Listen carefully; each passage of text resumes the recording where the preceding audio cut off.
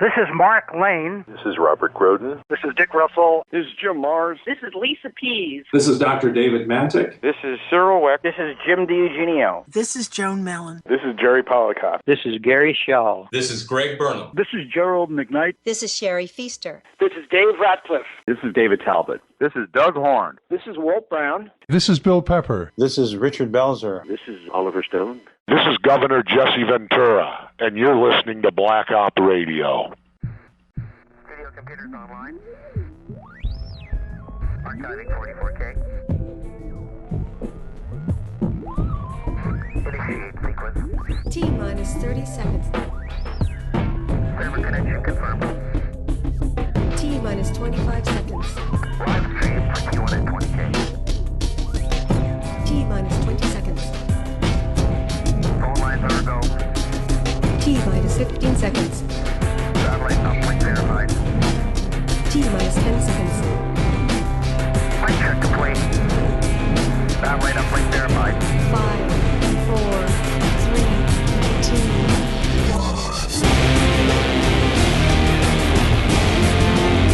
1. Welcome to Black Op Radio, the voice of political conspiracy research. You're listening to Black Op Radio, the show NSA doesn't want you to hear. Now here is your host, Len Osanic.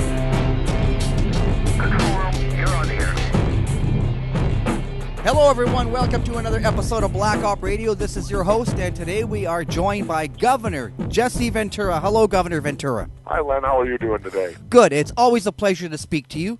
I follow you on Aura TV. Today, the reason I'm talking to you and you've agreed to an interview is you have a reissue of your book. It's been updated. So let's help publicize that and maybe move a few copies for people who didn't pick it up on the first time round. Well, yeah, it's American Conspiracies, and Skyhorse Publishing came to me about a year ago, and they said the first book was a huge success, and they'd like to republish it.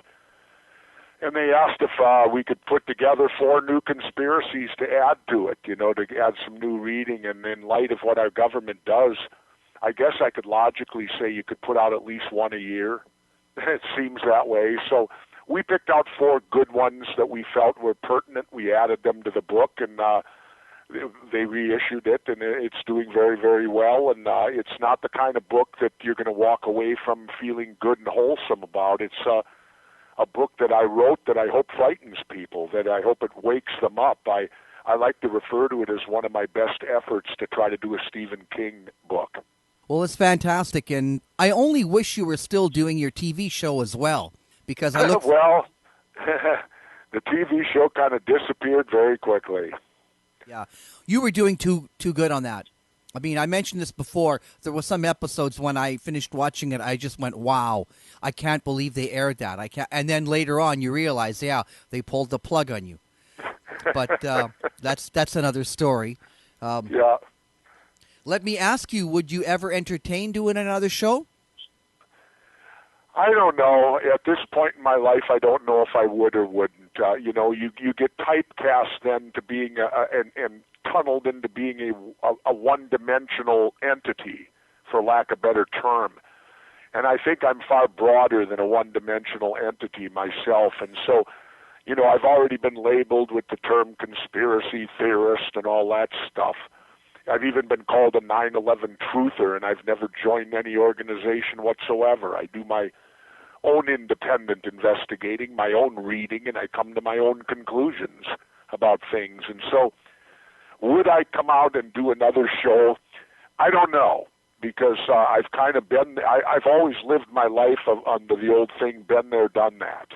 It's like people in Minnesota are constantly asking me to run for governor again. And I smile at them politely, and I just say, been there, done that. I don't think it's very likely. Well, that's a good reply. I can understand that. I'll tell you, your shows were great, and I do not think of you as one-dimensional at all. All the episodes you did were so varied, even with your books. So, there's this new book. You have 4 new chapters. Do you want to just outline a couple of them for people that maybe we can spark their interest to pick up a copy?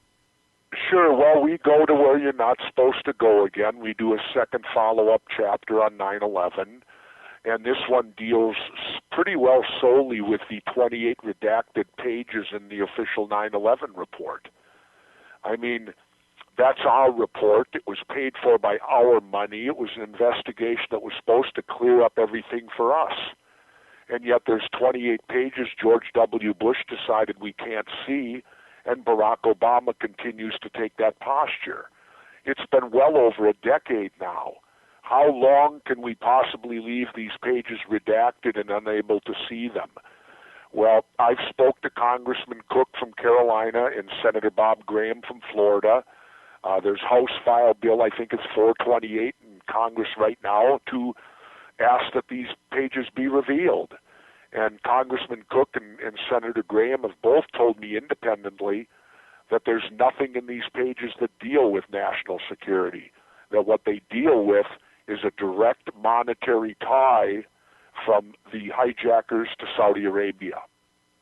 And in my opinion, that changes 9/11 completely from what we were told. Now I know why they're redacting the pages, because they don't want us to know that this monetary, that there's a direct money trail to Saudi Arabia, and then it begs the question, why did we invade Iraq? They had nothing to do with it.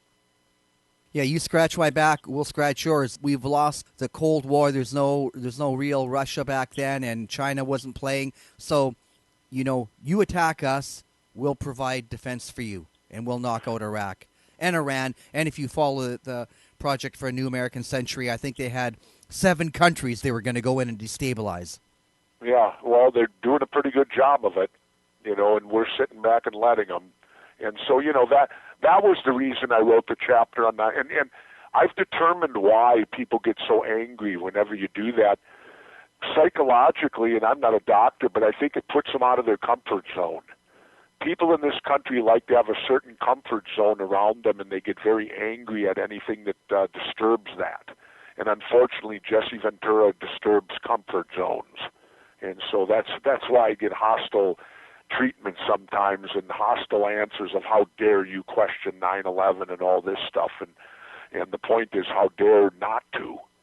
That's our job as citizens, is to be vigilant citizens and pay attention to what's going on and everything like that. And then following up then, of course, we do a chapter on POWs and MIAs, which is very close to me being a veteran, that I felt very disturbed that everyone that joins the service should know. You're told that if something were to happen to you and you'd be captured, that the United States would do anything and everything to bring you home.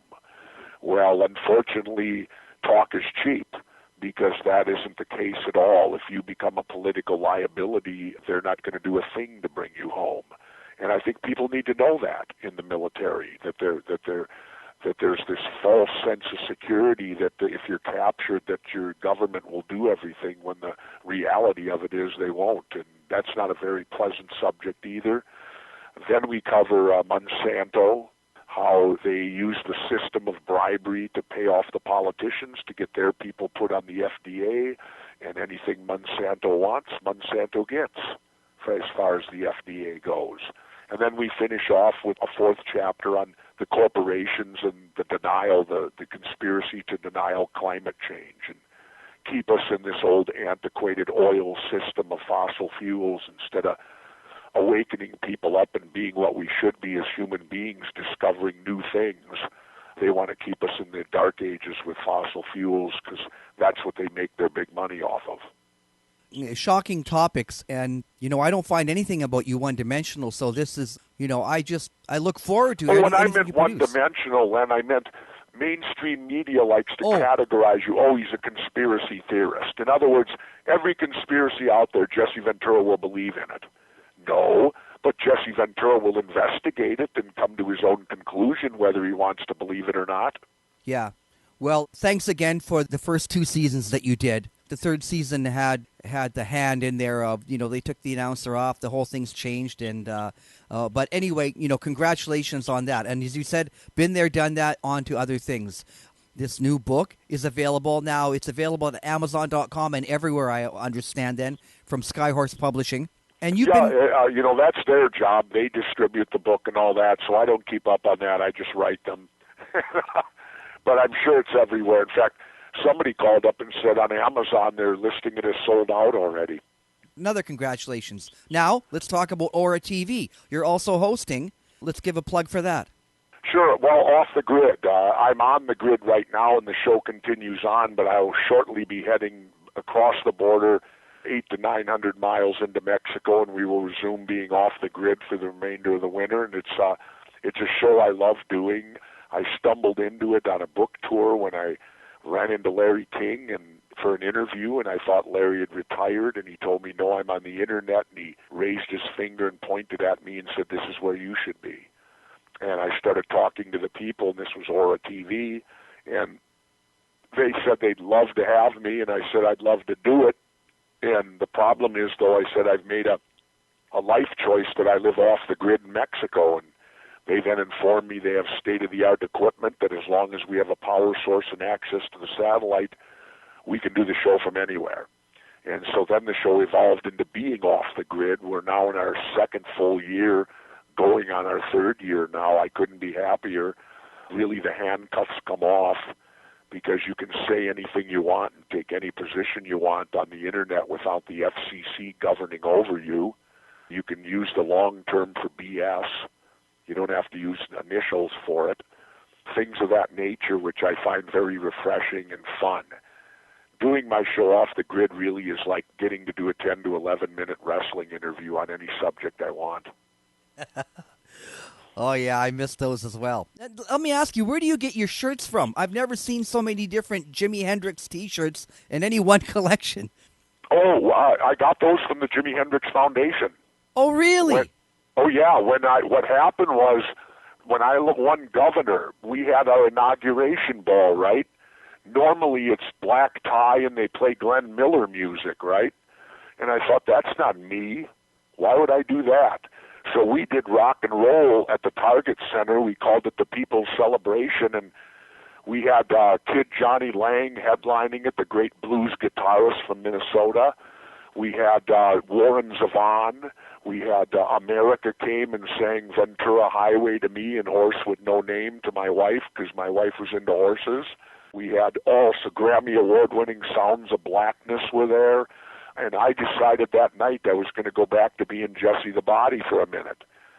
So I put on a do-rag, I threw an earring in, and I picked out my most favorite Jimi Hendrix T-shirt that I wore that night with a fringe jacket. Well, Rolling Stone covered it, and they had a picture of me wearing the Hendrix shirt and the fringe jacket. And about 2 weeks later, a big box arrived for me, and it was from the Jimi Hendrix Foundation in Washington. And inside it was so many Jimi Hendrix original T-shirts, I couldn't be happier. Every CD and music he ever made with a wonderful cover letter thanking me and telling me if I ever need anything, don't hesitate to contact the Jimi Hendrix Foundation. So like I tell the guys at Aura TV, don't worry, we don't need clearance on these T-shirts because Jimi Hendrix Foundation sent them to me. Oh, great story. You know, true story, and I'm honored. I'm a huge fan of Jimi Hendrix, always have been. July the 25th of 1970 in San Diego, I saw him live. I still remember the date. Now, that's pretty remarkable. Fantastic. Well, okay, I'm going to make a link for your Off the Grid TV show. Now, I also wanted to bring up your son Tyrell. He's now got his own show again. It's on RT. My son's working for RT, Russian Television America. He does a show called The Hawks. I've watched a few. I think it's outstanding. They do a great job. It's very hip. It'll directly go right to the people of his age group and lower, which is, I think, what he wants. And he's producing and starring in it and is so happy. I've never seen my son happier. And as a parent, that makes you feel good all over. To know that your son is happy in life. And my son is right now, and I couldn't be happier for him. And he's living out in Washington, D.C. now rather than L.A. He spent all that time in L.A., but now he lives in Washington, D.C. Good for him. Congratulations. Also, Sean Stone, Oliver's son, I believe, is on the show as well. Yeah, Sean, they've kind of made a partnership between them and have been working together a great deal, and I have great admiration for Sean Stone. He's an exceptionally bright young man. I call him a young man. They're all middle-aged now. But he's an exceptionally bright guy. I loved working with him on conspiracy theory. In fact, I just had dinner in New York with his dad, Oliver, a week to 10 days ago in New York City, and it was fun to sit down with Oliver again. And, of course, Oliver, his next big film is a film on Snowden, so it ought to be pretty dynamic. Can you tell me a little bit about that conversation? I understand it was going to come out in Christmas, but it's now being pushed back. I have no idea. We didn't discuss the film at the release or anything like that. Oh, with okay. it, and not at all. And I just know that's the project he's been working Right. on and focused on for the last probably year or longer. If it's anything like Oliver Stone, you can bet it's going to be a good one. Yeah. Give me your impressions of Edward Snowden. Well, to me, he's a whistleblower, and I support whistleblowers. This country has an upside-down compass, and we prosecute whistleblowers. Whistleblowers are people that generally work for the government, and they find the government breaking the law or violating our rights or whatever, and they bring it to public attention. Well, they shouldn't be put in prison for doing that.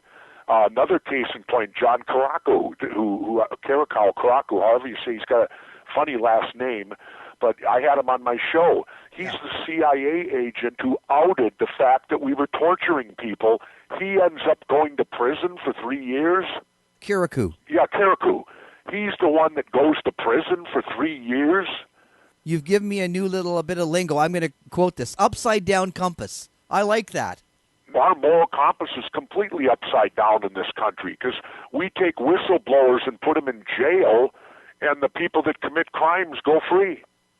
Just like in the current elections. What's her name?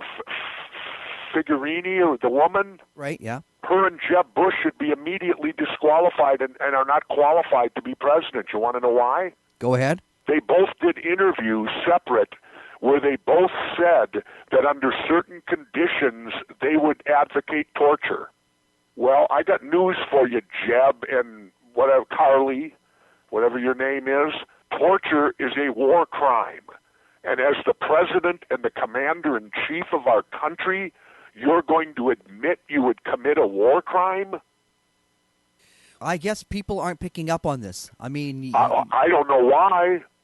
I mean, I was stunned, Len. I thought both of them. I heard both of their interviews where they both said under certain conditions torture's okay. And I'm going, they're admitting as commander-in-chief they would allow torture, which is a war crime?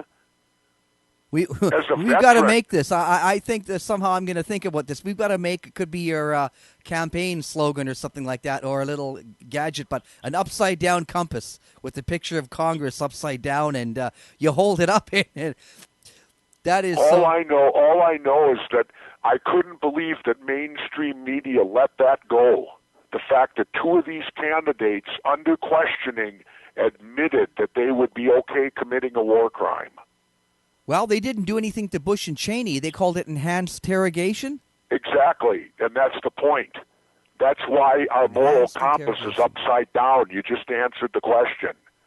Because we will now sit in the United States. I was so ashamed as a veteran and I'll bet you know who else I think would have been ashamed? Fletcher Prouty.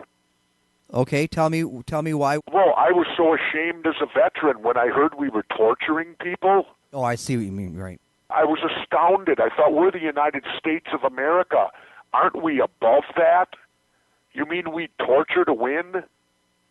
Anything goes as long as you win? I would think that we would stand for something. And that day that I learned that we tortured people gutted me. You remember all those pictures that were leaked? Yeah. But I mean, and learning about it, and learning about the torture that's gone on, and then to find out the guy who exposed it goes to jail.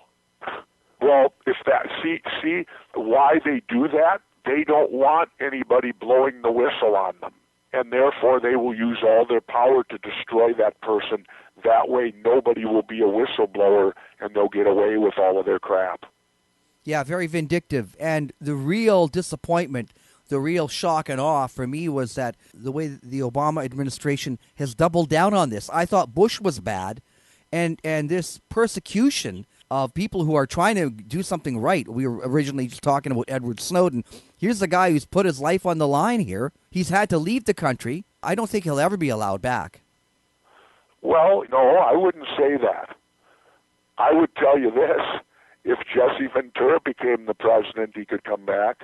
Well, I'll stand up and applaud you for that. I mean, the thing that sickened me... I wouldn't prosecute him. The thing that actually sickened me more than the torture was how they treated Manning. Oh, yeah. Bradley all of that. Manning. I couldn't believe that. Now, I'm Canadian, so I'm a little outside that, but I'm going, oh, are you kidding me?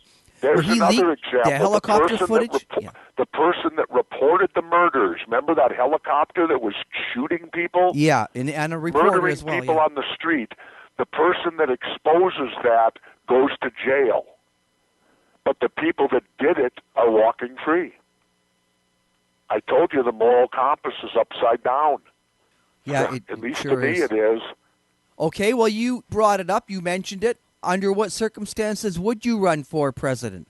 Well, I'll tell you, I'm an atheist, and I'm starting to doubt my atheism. You want to know why? Okay, go ahead. I'm looking and thinking, is this destiny? And if you believe in destiny, obviously, you believe there's some superpower that controls everything, right? Are you telling me you're the second coming? No, not a bit. But I'm telling you this, they're paving the way for me to do it. Hear me out. Okay. I do not believe for a minute that Bernie Sanders or Donald Trump is going to get the nomination. I think when it comes to the wash next spring, it's going to be Hillary and Jeb or something of that nature, right?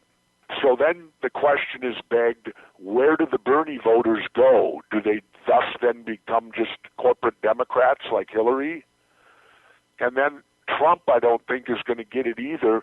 Where do all the rebellious Trump people go? Do they just then become regular old Republicans again? Then you look at the fact, Len, that in the last national election, 64% of the people chose to not vote. So that's a high majority, nearly 2 out of 3, that are potential customers for me. That's exactly how I won in Minnesota. I got people to vote that they didn't expect would.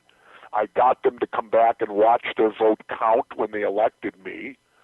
And where are the Trump and Sanders votes going to go when they're out there in limbo? Some will go back to the Democrats, some will go back to the Republicans, but I'm certain I could capture a great deal of them, being the outsider.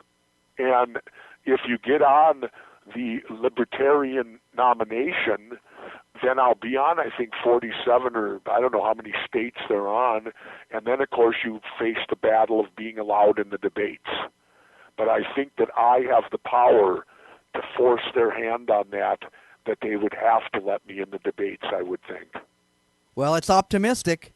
So well, now let me ask you this: is it in May? Is that when you hold the? Well, the Libertarians nominate, I think, the end of May, and they've invited me twice to come there if I want to.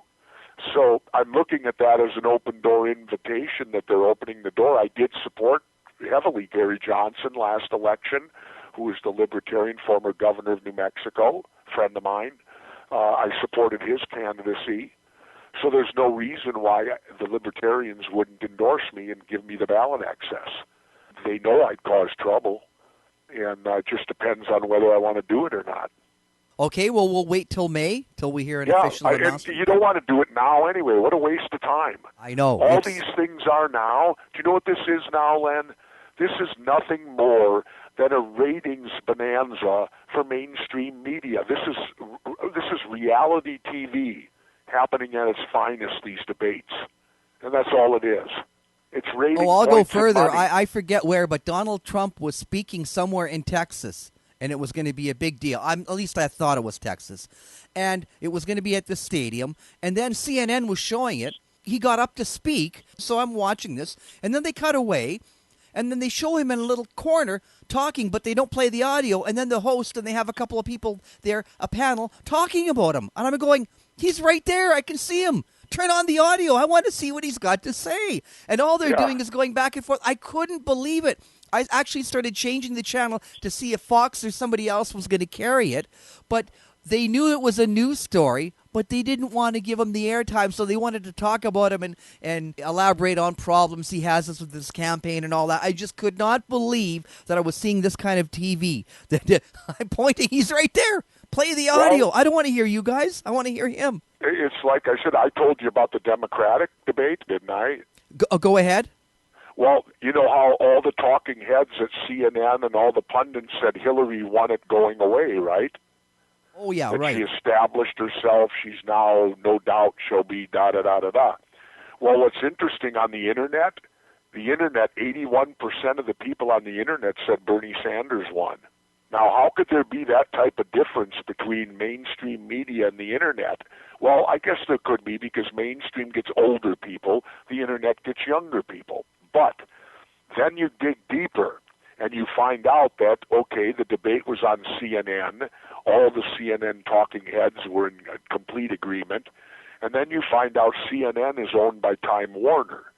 And when you look at Time Warner and check back with Hillary's campaign donations, you find out that Time Warner is the 7th biggest corporate contributor to her campaign. So who do you think they're going to declare the winner as? Yeah, the fix is in, even in the preliminary. Fix is in. You know, follow the money. Like I always say, follow the money. There's your money trail. Time Warner forks over big money to Hillary. Hillary's their candidate. So what do you expect from their TV shows but to endorse her dramatically and say no matter what, she won hands down, and put out the propaganda, because they'll win over all the people if they make the people believe that somehow. But yet on the Internet, it was 81% for Bernie Sanders. Dramatic. Now, another thing I did want to ask you for an update is your trial over Kyle. Yeah. It's not over now, I understand. I thought it was over. Oh, no, I haven't seen a penny. It's been in the 8th Circuit Court of Appeals. We just had oral arguments last week, and so we expect them to rule hopefully within a month or two. Okay. And, for those not familiar, can you just give us the briefest background on what's happened now? Well, I proved that Chris Kyle lied. I always maintained it never happened. I didn't even know who this guy was. He said that I said Navy SEALs deserved to die and that we're baby killers and all this. My own unit. Now, how many military guys do you know, Len, that badmouth their own unit? Nobody. I was out there to honor a graduation. Class 258 was graduating. I was in Class 58. That's the tradition. I'm out there fulfilling a tradition, and there was a get-together at a bar that apparently I was there and Kyle was there. And that was in 06, all the way to 2012, and he comes out with this book, and he writes a book stating that I said these horrible things and that he knocked me out and punched me out in the bar, McPee's in San Diego. Well, it's a made-up fraud. It's a lie. So I took him to court, sued him for defamation. I gave him the opportunity to come clean and just admit that it never happened, and I'd forgive him. We'd go about our own ways, but he wouldn't do it. So we ended up going to court. Well, before we got to court, unfortunately, he met an untimely death.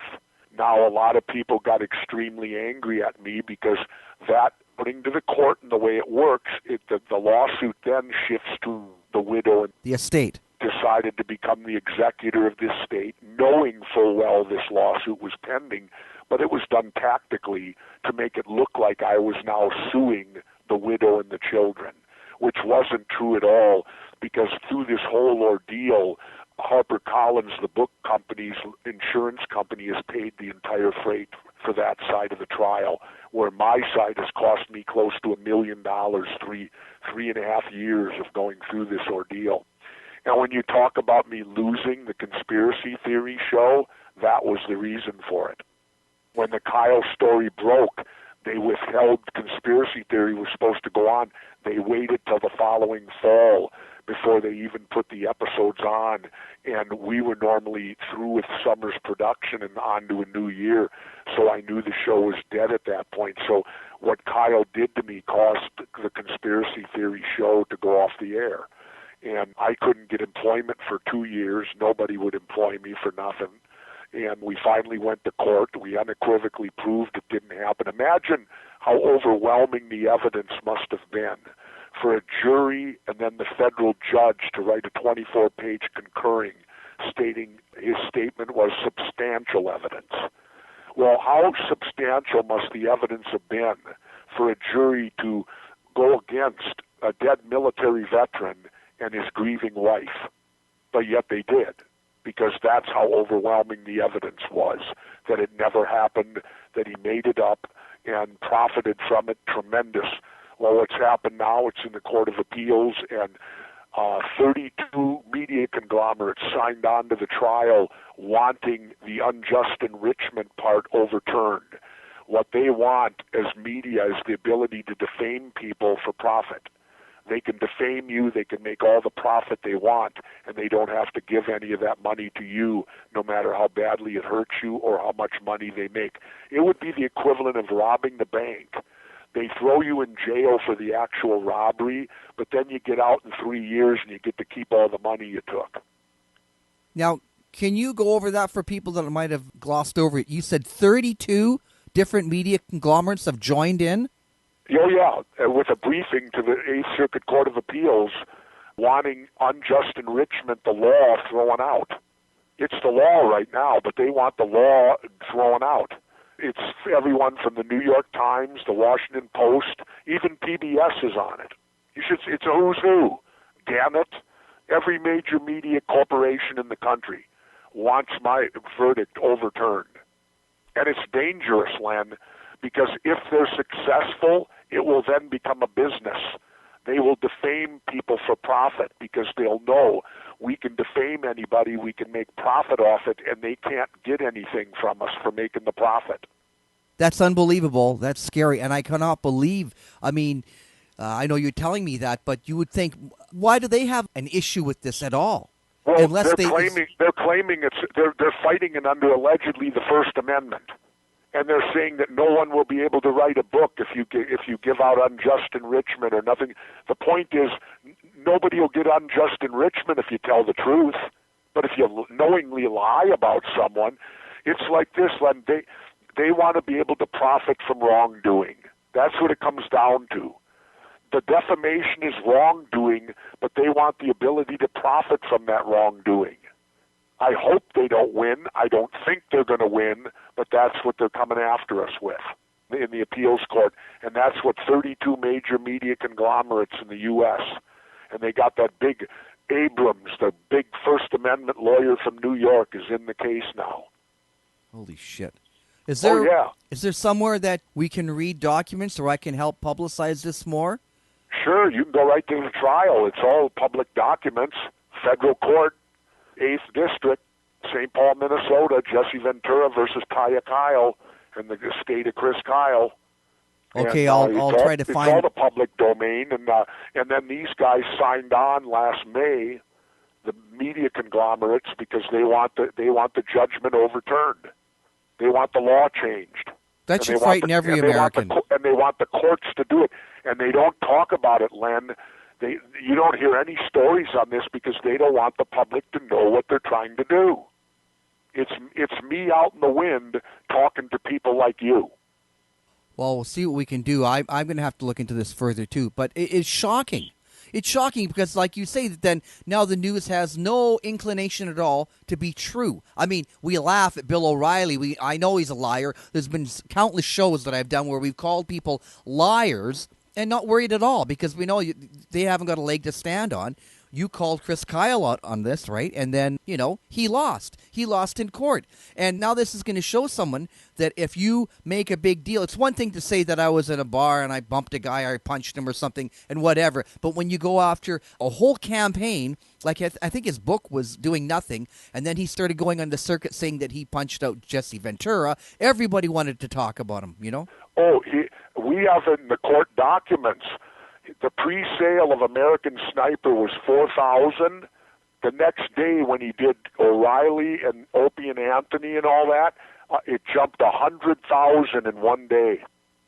100,000 books in one day. And all they wanted to talk about, even the judge wrote it in his 24-page summary. He said the topic wasn't to talk about this long shot Chris Kyle made or the amount of Iraqis he killed. Everybody, the number one topic they wanted to talk about was he punched out Jesse Ventura.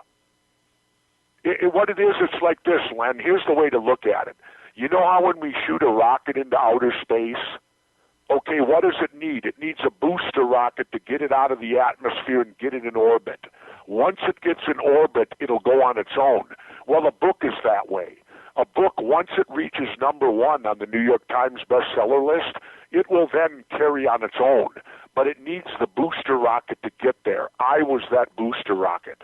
They used me to make this a number one book, subsequently a big film deal, and the whole thing was done on this lie about me. And I had to go to court, because had I not gone to court, you can bet that chapter would have been in the movie. And I had to stop that. Well, I thank you for your effort. You know, it's cost me $1 million, and I haven't collected a thing yet. And I'm talking $1 million in cash. Yeah. Because my lawyers are good, but they're not cheap. No good lawyer's cheap.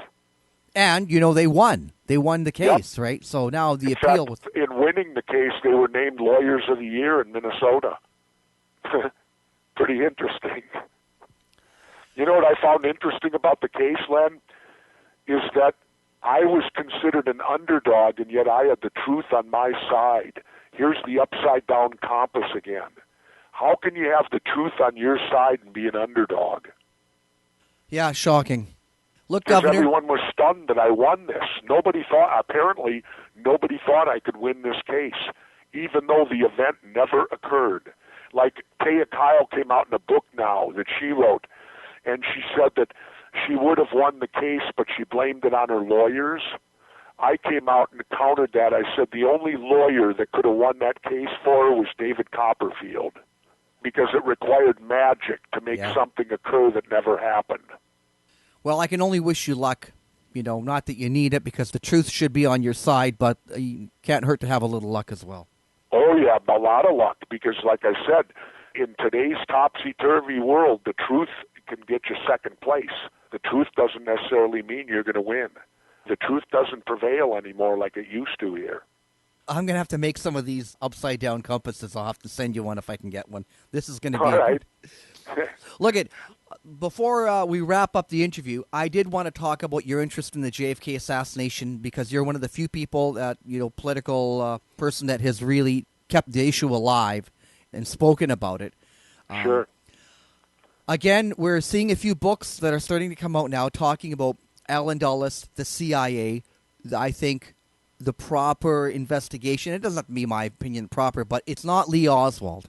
In fact, the night I had dinner with Oliver Stone, the guy that just wrote that new book on Allen Dulles was with me at dinner that night. Oh, David Talbot. Yeah. Yeah, very good. Yeah, I just interviewed him last week. week. It's a new book out. HarperCollins has it out. Yeah, I interviewed him last week. It's called The Devil's Chessboard. Yeah. Yeah, you have to read it. He was at dinner that night, too. So can you imagine what that room was like with him, Oliver Stone, and me? Well, they sell tickets. I'd show up. So, look, tell me briefly some of the things that still bother you about the JFK assassination and the government's, I think, insistence on keeping these records locked up. That in itself bothers me. I mean, come on. It's been over 50 years and we can't see Lee Harvey Oswald's tax return because of national security. I mean, it becomes laughable that you want to cry and go, come on. And even today, will we ever know the truth? Well, I feel I do know the truth now. Will we ever get an admission of the truth? Never, because they got away with it. And so you will never see anyone officially ever acknowledge that it wasn't the original story, other than the House Select Committee, which did determine there was a probable conspiracy, which has totally been lost in the shuffle. Nobody ever talks about that the government's final investigation came up with probable conspiracy. Now, I've heard Donald Trump has said if he becomes president, he's going back into justice and he's going to prosecute a lot of this old stuff. I hope Donald, if he does do that, goes all the way back to Kennedy. Let's start there, because there's no statute of limitations on murder. Yeah. And then Martin Luther King and then Bobby Kennedy. I mean, Saran is still sitting in a jail cell, right? Yeah, absolutely. And, and again, what troubles me so much are these people that still insist that Oswald could have done this. When you look at the actual evidence that's out there today, it totally exonerates the man. I don't think he fired a shot. I don't even think he was on that floor of the book depository at the time the shots were fired. And yet they continue to spread the official myth, and his children obviously have to live in hiding because of the fact. And I think it's time that he be clear to this once and for all, officially, but I don't think that'll ever happen. Well, the good thing that people are digging up is the details. So once, as just a layman, you read a book or two and you realize the problems with the case against Lee Oswald, you realize it couldn't happen. Commission Exhibit 399, that could not have done all that. It's just impossible. I mean, so people to write about that, just paid propaganda. Not only that, but they have actual documentation of other places around Dealey Plaza where bullets struck. So clearly there was way more than 3 bullets. There was probably close to 5 to 6 total that were fired that day, because you have a curb that got hit with a ricochet. You have the Teague bullet, the guy that got injured. You have all sorts of, you had a groove that somebody pointed out, and there's photos of it in part of the lawn there that was cut up by a bullet slashing through it. There's all sorts of evidence that indicates that way more than 3 bullets were fired, and the fact that 2 were fired completely on top of each other in a length of time you could not work the bolt on the Mannlicher Carcano that quick. Then they did testing on the bullet, and the rifling does not match the Commission Exhibit 399. That rifling does not match the rifle, the Carcano. That's, just that fact alone throws everything out. I mean, you can either... Yeah, well, exactly. And all it takes is if you eliminate, it's as simple as Oliver Stone and Kevin Costner put it in the movie. If you eliminate the magic bullet and you deem that couldn't happen, well, then the whole thing goes down the toilet. The house of cards crumbles, because the whole thing is centered around that one bullet causing all of these injuries. Because you have the missed bullet, the first shot, you got the fatal headshot. So everything else had to be caused by this middle shot, and it's preposterous. So therefore, you end up coming to a list of enemies that JFK had, and you say, well, his enemies had him removed. Have you come to any conclusions or observations you'd like to share about who you think had Kennedy removed? Well, again, there's multiple. Kennedy made a tremendous amount of enemies. Each and every one of them could have been the entity that did it, or they could have even combined together to become the entity that did it. Certainly, a lot of evidence points that LBJ could very well neck deep have been in it. A couple books have come out recently on those that I've read that are very compelling. And the thing you need to also remember is 2 conspiracies took place that day. The first conspiracy was the one to actually murder the president. The second conspiracy was the conspiracy to cover it all up. And there's no doubt that Hoover and Johnson were the mainstay of the second conspiracy. Now, were they both part of the first one? That's the big question. But they absolutely were part of covering it up. There's no doubt about that. Yeah, along with Allen Dulles. Oh, sure. Appointed to the Warren Commission. I mean, that's right there. Should set off alarm bells. Yep. Well, again, it's like Monsanto. When your people get put on the FDA, you never get turned down when you go in front of them. The fox is in the proverbial henhouse. When you put Allen Dulles on the Warren Commission to investigate the murder of the president, that's putting the fox in the henhouse. Yeah, I think we're going to discover a lot more about Allen Dulles for people who are looking into it and digging up. And this will be the conclusion that we can't have a trial and no one's going to jail for that, but we can have an understanding of what happened.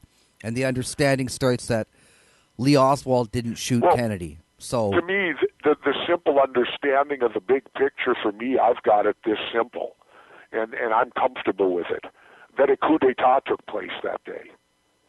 And that was what it was designed to be. that just as when they stabbed Caesar and killed Caesar in Rome, they killed John Kennedy. It was a coup d'etat. It was a change in our government, and it wasn't done at the ballot box. It was done with bullets. And I've come to grips with that and fully acknowledge that that's what took place that day. And it had nothing to do with a lone nut. It was a coup d'etat of power in the United States of America to change our government's direction, and they did it by not voting. They did it by shooting. And like you mentioned, that even if different groups all hated Kennedy, in the cover-up, they all came together. They went... Well, and they didn't even have to come together because everything, whoever was in charge of the investigation, which was Dulles and them, they already had their patsy in line, and clearly all the evidence, thanks to Harold Weisberg and people like that, who did that call it back-breaking work, because it really was. And I commend the late Harold Weisberg for what he did. But when you go and get into it, you clearly see that they didn't even have to band together, that there was elements that were going to cover this up the very day it came out. I mean, I opened my book up with the famous, memo, Katzenberg memo, which tells exactly we got to convince the public it was one assassin, that he acted alone, and blah, blah, blah, blah, blah, blah. End of story right there. That memo right there tells it all. And then it exposes the failing of the U.S. justice system, when they will not investigate further. I mean, well, I think and that's politics of it. That goes to every new president that comes into office. You notice they always tell you we got to move forward. That means they're not going to look at anything their predecessor did. That's like an unwritten law of becoming the president. You never go after the people that preceded you. You move forward. It's not written anywhere, but you can damn well believe it's in stone mentally somewhere. That is the status quo of what goes on. Yeah. Nobody ever goes back and looks at what happened before they got there. I remember that another jaw-dropping moment was when Pelosi said we're not going to go back and reinvestigate Bush for war crimes and stuff like that, right? I mean, it was just like, what? Talk a little bit about, I think you write this in your book, about the stolen elections of 2000, 2004. Well, what those were quickly, Len, and then I got to get moving on here. Sure. What those were quickly was elections aren't going to be stolen by voter fraud, where groups of people are rounded up by criminals and taken to wrong districts and they register illegally and vote when they shouldn't. That don't happen. We did a big study in Minnesota and found out that might happen once in every million votes that are cast. It's not going to determine election. Where voter fraud is going to come in is technology. You got these electronic voting machines that the majority of the states have now okayed. Minnesota has not, but many states have. And it's really as simple as this. Would you ever go to an ATM that didn't offer you a receipt? Yeah, who would? No, you wouldn't. Well, these voting machines don't offer a receipt. You have no idea when you push the button for the candidate of your choice, if it's being recorded to your candidate, it could be recording to the opponent if it's been hacked into. And like all computers, these voting machines can be hacked into. Like in 2004, all the polls had Kerry winning Ohio, which was the state that won re-election for Bush. Yet all the votes in Ohio were channeled through some company in Chattanooga, Tennessee, before they were returned to Ohio. Now, why would Ohio votes have to go through Tennessee? Well, the company that handled all the elections turned out to be a high company that contributes hugely to the Republican Party. Again, follow the money. It usually leads you to the answer. So all the polls were wrong, and Bush ended up winning Ohio. And to me, that's where your fraud comes in, and stealing of elections is in these electronic voting machines, where it can be done multiple ways, and they can all be hacked into like any computer. And like you mentioned with the media now, they just, regardless of Bernie Sanders' 80% victory in his debate, they'll just announce that somebody else won. Oh, Yep. It has to be Hillary. Yep. Yep. That's it. And then it becomes Hillary because they crown her the champion, and nobody knows that on the internet, Bernie won 81%. The book, American Conspiracies, it is reissued with more meat to the bone there. There's a lot there. It's a very good book. I recommend everyone purchase it. Jesse, it's been Governor Ventura, I should say also. It's been a pleasure to speak to you. Is there any parting word you'd like to leave listeners with? Well, Len, I'd like to say it's always a pleasure to talk to you. Keep up the good work yourself because, free speech is about unpopular speech. That's why it needs protection. Popular speech doesn't need protection.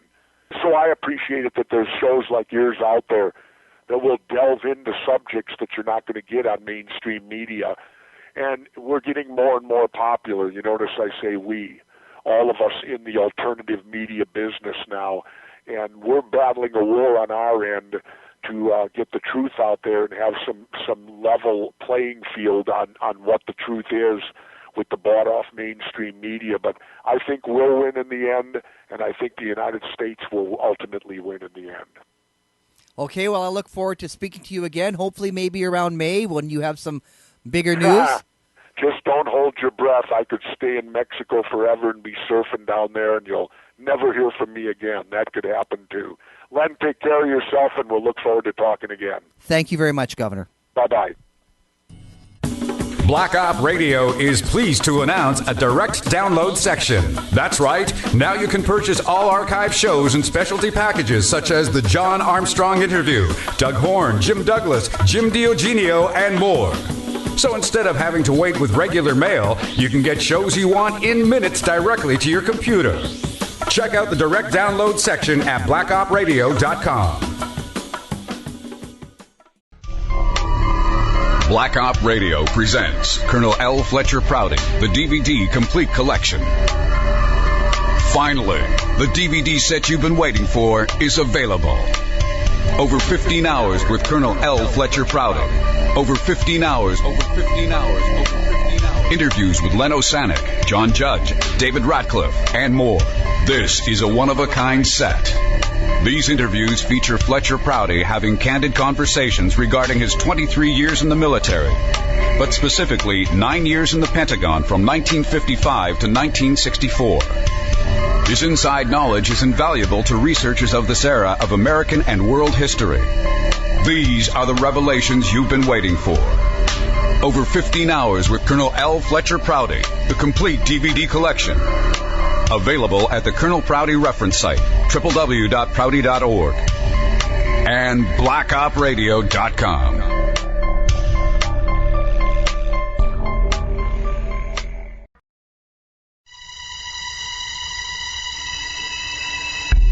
It's a political rally, a free speech zone, a town hall meeting. It's an interrogation at NSA headquarters. Now, it's time to make a statement. Time to represent. Time to let them know who you are. That you're part of the Black Op. With a brand new Black Op Radio t-shirt. Comes in all sizes. Wear it loud and proud. Join the Black Op today. www.blackopradio.com.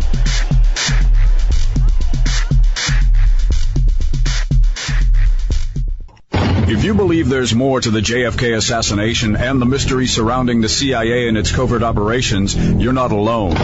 Meet the man Oliver Stone called X in the epic motion picture JFK. Colonel L. Fletcher Prouty comes forward with never-before-seen or heard documentation and information about JFK, the Vietnam War, the CIA, and more on a brand-new CD-ROM. The collected works of Colonel L. Fletcher Prouty is an incredible offer not to be missed. For a limited time only, find the answers surrounding these issues and more with the collected works of Colonel L. Fletcher Prouty. Or visit the Colonel Prouty reference site on the World Wide Web, the collected works of Colonel L. Fletcher Prouty.